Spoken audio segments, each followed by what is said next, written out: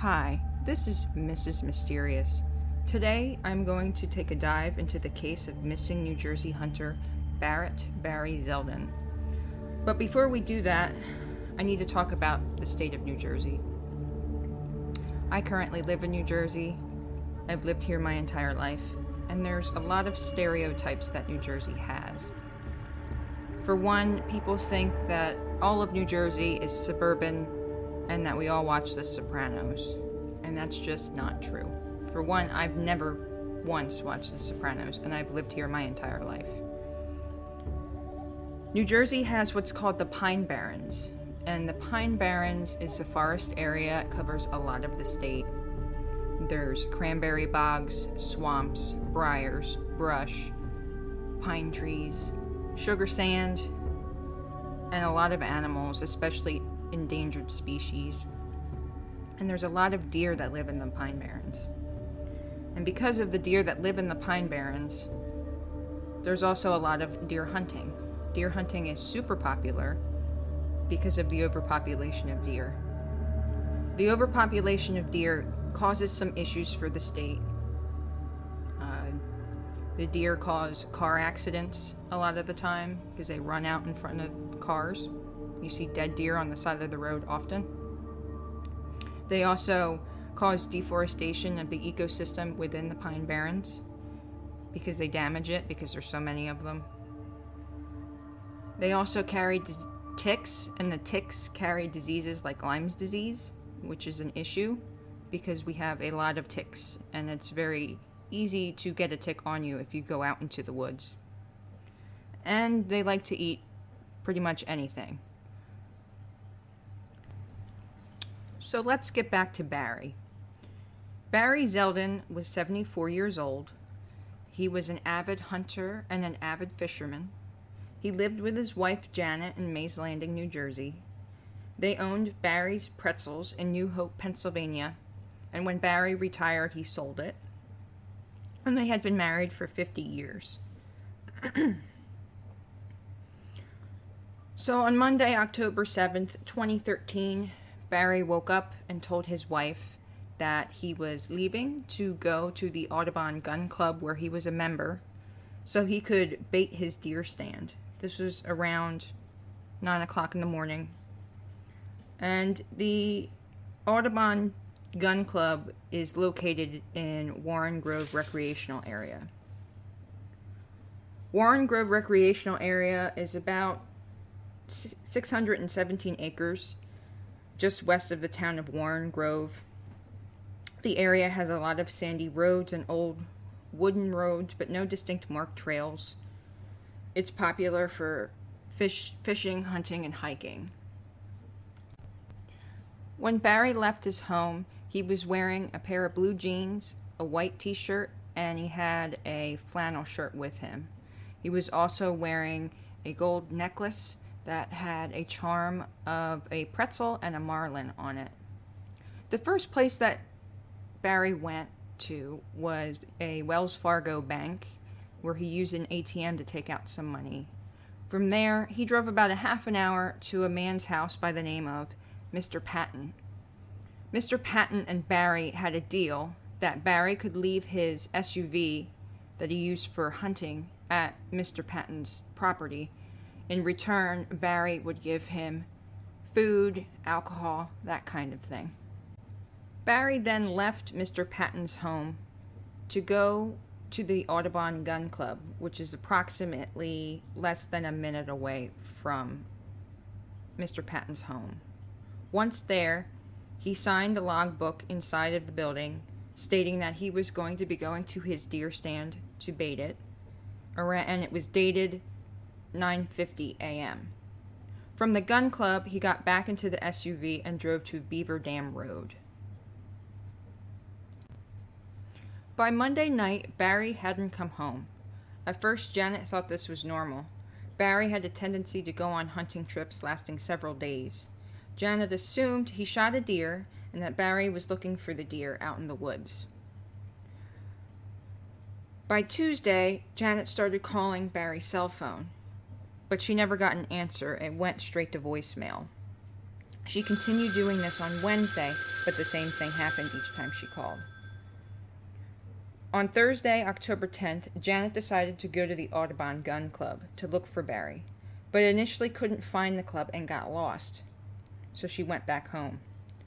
So Friday, the 11th, she went out again, and this time she found the club.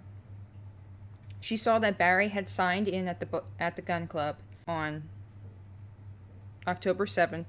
She found members and told them that she hadn't seen or heard Barry in a few days. They agreed to help search for him. But it was nighttime and it was very difficult to see and very difficult to find anything. The following day, Saturday the 12th, Janet and 3 members of the club decided to go back out again and look for Barry. This time they found Barry's SUV. Barry's 1992 Chevy Blazer was found parked on Beaver Dam Road in Warren Grove. The windows were down, the keys were found in the ignition, his phone and his wallet were on the dashboard, and his dog Taffy was in the SUV. Taffy had eaten the corn and molasses that was the bait Barry intended to use for the deer. Janet thought Barry must have left Taffy in the car to either check his deer stand or put bait out, and he had a medical emergency. Taffy was obedient and loyal to Barry, and he must have told her to stay in the car. After that, New Jersey State Police and State Park Police were called to search for Barry. They used helicopters and canines. First, they searched the Warren Grove Wilderness area, but they expanded to other wilderness areas close to Bass River State Forest in New Jersey. By October 13th, nothing was found and the search was called off. Volunteers from the Burlington County Search and Rescue went back to the recreational area the following Tuesday and planned for a larger search that weekend. However, nothing was ever found of Barry. Barry's children came from across the country to assist in searching for their father. They were concerned because Barry had diabetes and had a history of several strokes. The weather was also becoming a concern for the family. At the time of Barry's disappearance, it was overcast and damp with a high of only 66 degrees Fahrenheit, with wind gusts upwards of 30 miles an hour, with a wind chill of somewhere in the 40s. The weather at that time of year was only getting colder, especially at night. Previously, Janet was never concerned when Barry went out hunting, because he was an avid hunter and knew the area like the back of his hand. His children were frustrated with how vast and dense the pine barrens were and how difficult it made searching. In November 2013, Janet reported that friends and various agencies were still looking for Barry. They would go out various times during the week to search for him. Also in November, shotgun season for hunting deer starts, and lots of hunters would be out pushing the deer. She was hopeful that someone would find something. The family also hired a psychic from Toms River, New Jersey, to help assist finding Barry. She said she thought Barry was 5 miles northwest of where his SUV was found. The family went out with the psychic and police, but did not find anything. To this day, 7 years later, Barry Zeldin still remains missing. There are many theories as to what happened to Barry. Barry's family believes he may have been murdered. Barry had a tendency to be confrontational and start arguments with people. He rubbed people the wrong way. Many of the people at the gun club didn't like his behavior and became uncomfortable being around him. It's possible that he rubbed someone the wrong way and they decided to do something about it. But his wallet was left in his SUV, and the money in his wallet was still there. Why wasn't it taken? Also, there were no signs of a struggle that he was taken against his will.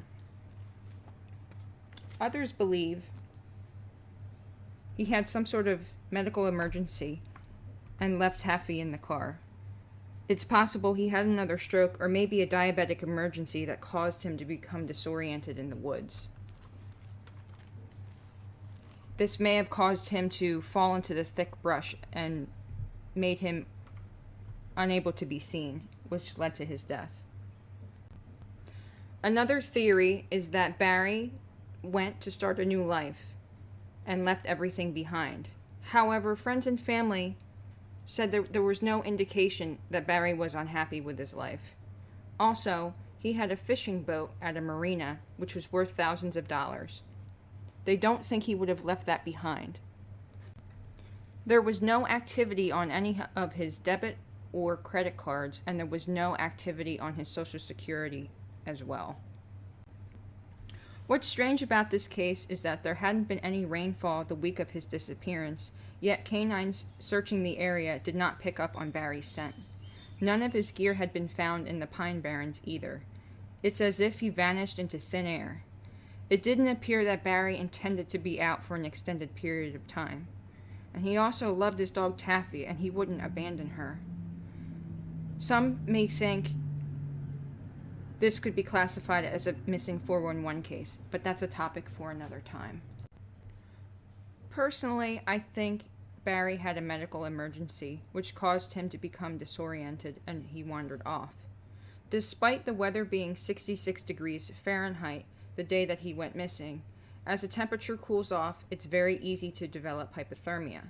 He may have developed hypothermia and tried to retain his body heat in the brush as he was disoriented, and his body became hidden and no one could find him. This is all speculation.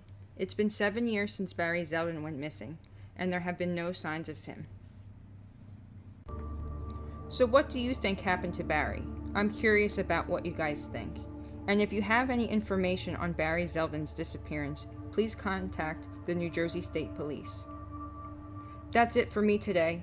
Please consider subscribing if you enjoy this kind of content. If you have any cases or stories you would like to see covered, feel free to leave me a comment below. And as always, stay safe.